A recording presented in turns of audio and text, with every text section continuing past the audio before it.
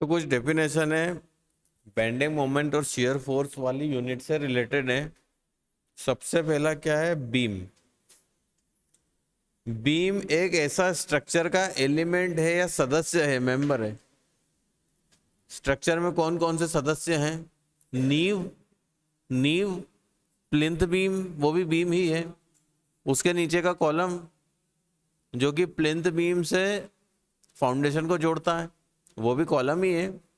फिर उसके ऊपर के कॉलम, उसके ऊपर की बीम, उसके ऊपर जो छत डलती है वो, ये सब क्या है? स्ट्रक्चर के अलग अलग एलिमेंट है। एलिमेंट मतलब क्या? उनको जोड़ जोड़ के स्ट्रक्चर बनता है। ऐसा हो सकता है बिना कॉलम के बन जाए? ऐसा नहीं हो सकता। कुछ कम कर सकते हैं, हो सकता है कहीं एक जगह बीम ना दे तो काम चल जाए। अगर वो सेफ है कि नहीं वो चेक करने के बाद ऐसा प्रतीत होता है कि वो सेफ है तो ठीक है। पर कुल मिला के ये सब क्या है, एक परिवार की तरह संयुक्त रूप से काम करते हैं।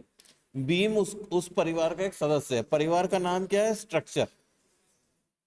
तो बीम क्या है? एक स्ट्रक्चर का एलिमेंट है या स्ट्रक्चर का मेंबर है। मेंबर मतलब सदस्य, जो कि विच इज एक्टेड अपॉन, जिसके ऊपर के कार्यरत हैं क्या? System of external load. सिर्फ एक एक्सटर्नल लोड नहीं होता है, कई तरह के अलग अलग एक्सटर्नल लोड काम करते हैं। बहुत सारे, अभी आपने पढ़ा नहीं है। यदि वो बीम एक पुल के नीचे लगी है, पुल के ऊपर अगर एक ट्रक जा रहा है, अचानक उसने ब्रेक लगाए, तो आपको क्या लगता है? सिर्फ वर्टिकल लोड लग रहा है उसका, ट्रक का, उसके वजन का, या ब्रेक लगने के कारण एक हॉरिजॉन्टल लोड भी आ गया? हॉरिजॉन्टल लोड भी आ जाता है। और वो धूप में, वो पुल है, मतलब उसके ऊपर धूप पड़ रही है, जून का महीना है, 47 डिग्री तापमान है, तो तापमान बढ़ गया तो सारे स्ट्रक्चर के एलिमेंट फैल गए, थोड़े थोड़े से बहुत सूक्ष्म फैल जाते हैं। उसकी वजह से उसके अंदर एक नई प्रकार की स्ट्रेस डेवलप होती है, थर्मल स्ट्रेस, जिससे इन्हें जूझना पड़ता है, जो अपन को दिखता नहीं है। यदि भूकंप आ जाए या तेज आंधी तूफान आ जाए तो उसके भी लोड अलग अलग दिशा में उस पर लगते हैं।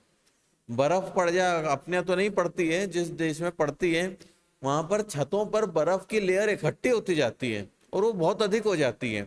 उसका लोड भी कंसीडर करना पड़ता है, क्योंकि क्या होता है, वहां पर बर्फबारी होते से ही अगले दिन बर्फ पिघल जाए ऐसा नहीं होता है। कभी कभी ऐसा होता है कि 2-2, 3-3, 4-4 फीट ऊंची बर्फ छत के ऊपर इकट्ठी हो जाती है, और उसके वजन के लिए अगर छत सेफ नहीं है तो छत टूट जाएगी।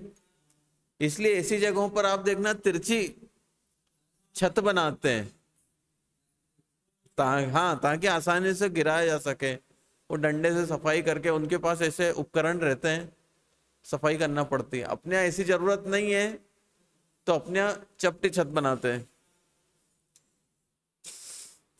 कई और भी प्रकार के लोड रहते हैं, तो इसलिए इसको क्या बोला है? System of external load. सिर्फ एक्सटर्नल लोड शब्द यूज नहीं किया, देखो क्या लिखा है, सिस्टम ऑफ एक्सटर्नल लोड। इनके कॉम्बिनेशन काम करते हैं। वो डिपेंड करता है अलग अलग मौसम पर, अलग अलग इस्तेमाल की कंडीशन पर।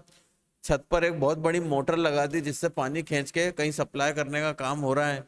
छत पर टावर लगवा दिया जियो का, तो उसका एक अलग वजन आएगा, उसके ऊपर हवा का प्रेशर अलग आएगा। सिस्टम ऑफ एक्सटर्नल लोड कहना सही है। ये जो डेफिनेशन होती है ना, कॉम्प्लिकेटेड लगती है, पर एक्चुअली यही यही सही है। सिर्फ एक लोड नहीं लगता है। तो बीम क्या है? एक स्ट्रक्चरल एलिमेंट है या मेंबर है जो कि acted upon by system of external load, जिसके ऊपर की कार्यरत है system of external load at right angle to its axis. यही सबसे इंपॉर्टेंट लाइन है। कॉलम पर भी सिस्टम ऑफ एक्सटर्नल लोड लगते हैं, लेकिन अगर ये कॉलम है तो इसकी एक्सिस ये यहां पर है, तो इसके एक्सिस के समानांतर फोर्स लगता है कॉलम में। लेकिन बीम में क्या होता है, यदि ये बीम की एक्सिस है तो अधिकतर लोड ऐसे होते हैं उसके 90 डिग्री पे। उस वजह से क्या होता है, बीम मुड़ती है इस तरह। और बीम इस चीज के लिए डिजाइन होती है कि मुड़ने पर टूटे नहीं। इसलिए बीम का आप जब पढ़ोगे आरसीसी डिजाइन, तो बीम के डिजाइन के फॉर्मूले बिल्कुल अलग हैं, कॉलम की डिजाइन की थ्योरी फॉर्मूले बिल्कुल अलग है।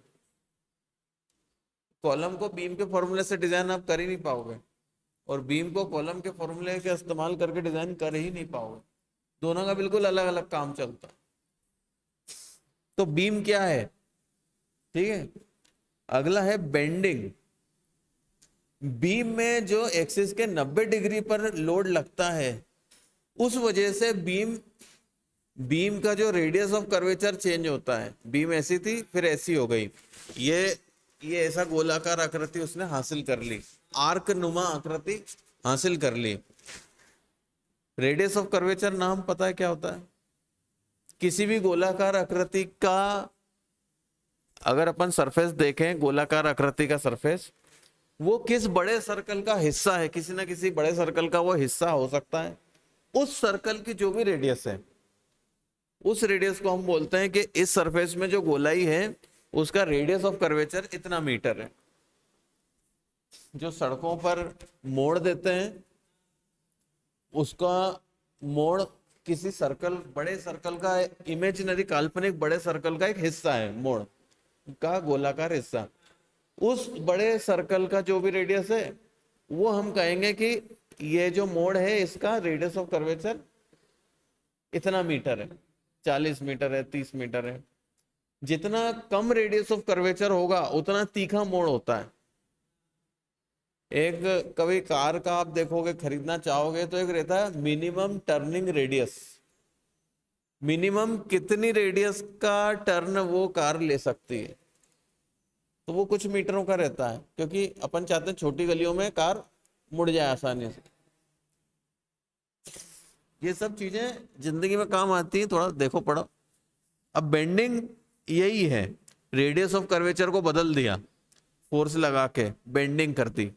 बेंड होना यानी मुड़ना, ठीक है। धनुष को अपन खींचते हैं कमान को, तो धनुष ऐसे मुड़ता जाता है, फिर जैसे ही छोड़ दें तो सीधा हो जाता है, या सीधा यानी कम मुड़ा हो जाता है, सीधा तो नहीं होता। किसी भी लकड़ी को अगर अपन मोड़े तो मुड़ जाएगी, छोड़ देता हूं वापस सीधी हो जाएगी। ये मुड़ने को बोलते हैं बेंडिंग। अब देखो इसमें इंग्लिश में क्या लिखा, इट एम्प्लाइज डिफॉर्मेशन। डिफॉर्मेशन शब्द पता है क्या होता है? डिफॉर्मेशन यानी फोर्स के लगाने की वजह से मोटाई का बदलना, या मुड़ने की वजह से, मोबाइल गिर गया, या मुड़ने की वजह से कितना पॉइंट नीचे चला गया, कितना बीम नीचे चली गई, उसे बोलते हैं डिफॉर्मेशन या deflection. This employs deformation of a bar. Bar मतलब ये बीम को ही बोल रहे हैं।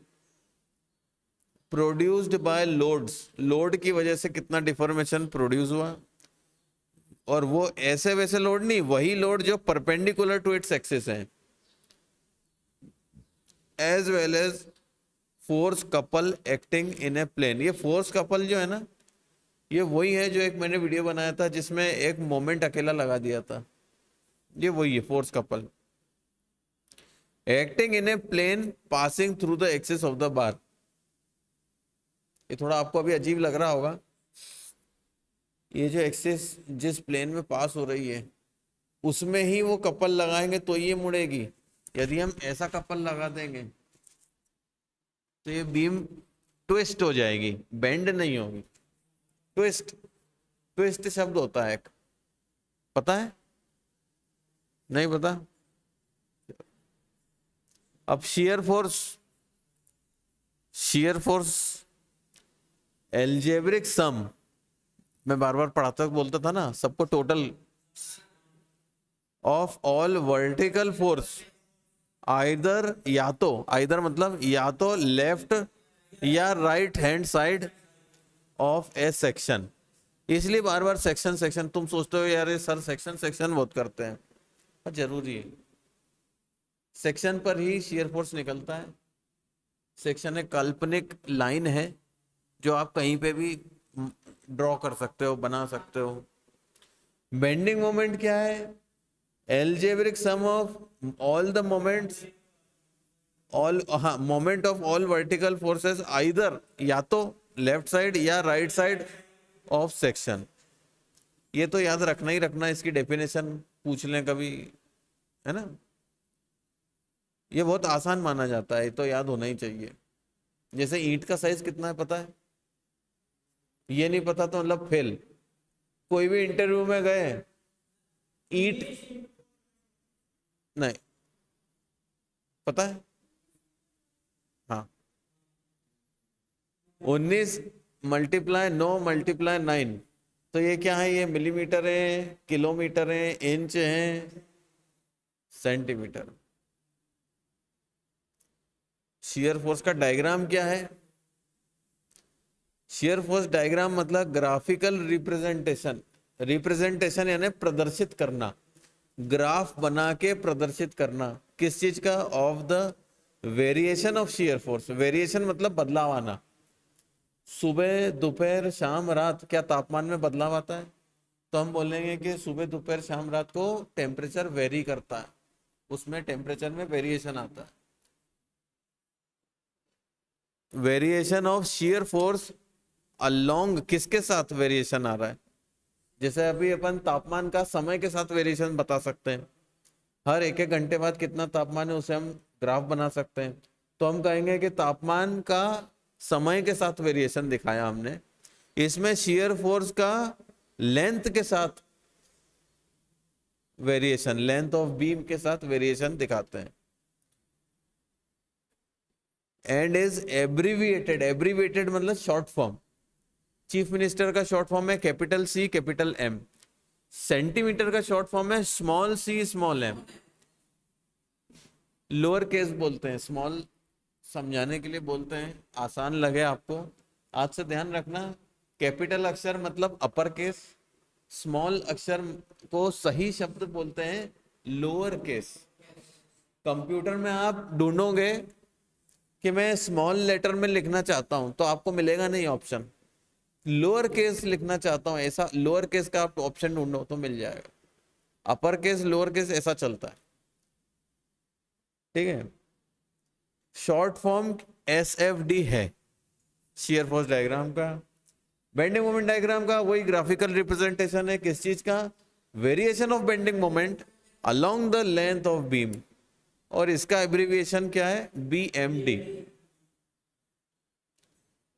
Relation between bending moment and shear force, अपन ने बेंडिंग मोमेंट और शियर फोर्स निकाले बीम में, अपन ने देखा उनके बीच में थोड़ा सा एक रिश्ता नाता है, जैसे कि एक आपने पहचाना कि जहां पे शियर फोर्स साइन चेंज करता है वहां पे बेंडिंग मोमेंट सबसे अधिक आता है, तो कहीं ना कहीं इनके बीच में कुछ तो तालमेल है, यही तालमेल का इसमें रिलेशन बताया है।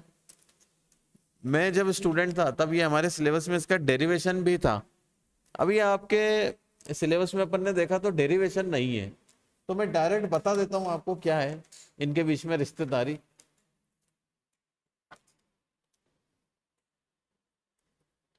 ये देख रहा है,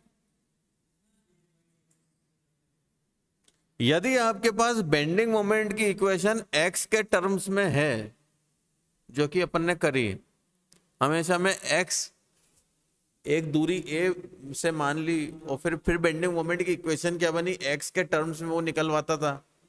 आप सोचते हो कि किताब में तो ऐसा नहीं है, क्या जरूरत है, यदि अगर आप उसको d/dx कर दो तो आपको शियर फोर्स मिल जाएगा।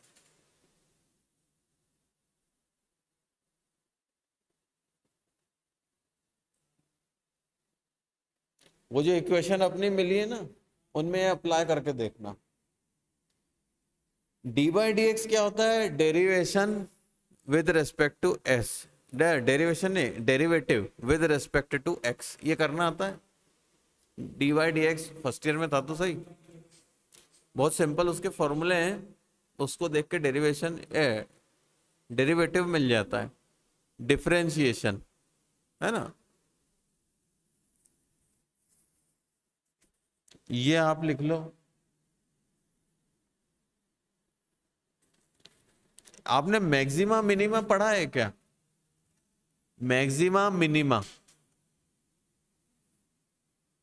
मैक्सिमा मिनिमा ऐसा है कि मान लो कोई एक फॉर्मूला है, मान लो x² माइनस 5x प्लस 3, मान लो ये एक इक्वेशन है, इसकी अधिकतम वैल्यू कहां पे आ रही है? मान लो ये बेंडिंग मोमेंट की इक्वेशन है या किसी और चीज की इक्वेशन है, मान लो तापमान किस तरह से बदल रहा है, किसी भी इक्वेशन की अंदर अपन x की वैल्यू 1 2 3 से लेके 1000 तक रखते जाएं और -1 से लेके -1000 तक रख दें, उसकी वजह से सबसे अधिक वैल्यू इक्वेशन को सॉल्व करने के बाद कब आएगी कैसे मालूम पड़ेगा? तो उसका एक डायरेक्ट तरीका होता है मैक्सिमम मिनिमम। उस इक्वेशन को d/dx कर लो और इक्वल टू 0 रख दो, उससे जो भी x की वैल्यू आएगी वो मैक्सिमम इक्वेशन की वैल्यू देगी। इत्तेफाक से dm/dx इक्वल टू 0 कर दें तो वो वही पॉइंट आता है जहां पे शियर फोर्स साइन चेंज करता है, और इसलिए मैक्सिमम मिनिमम की कंडीशन अपने आप उस पे लग जाती है और वो पॉइंट मिल जाता है जहां पे बेंडिंग मोमेंट अधिकतम। पहली बार सुन रहे हो इसलिए आपको पता नहीं होगा, कभी इसका सामना पड़ेगा तो आपको बहुत मजा आएगा। अब आ जाता है बेंडिंग स्ट्रेसेस इन बीम, ये थोड़ी डेफिनेशन हो गई, अब आगे का देखते हैं।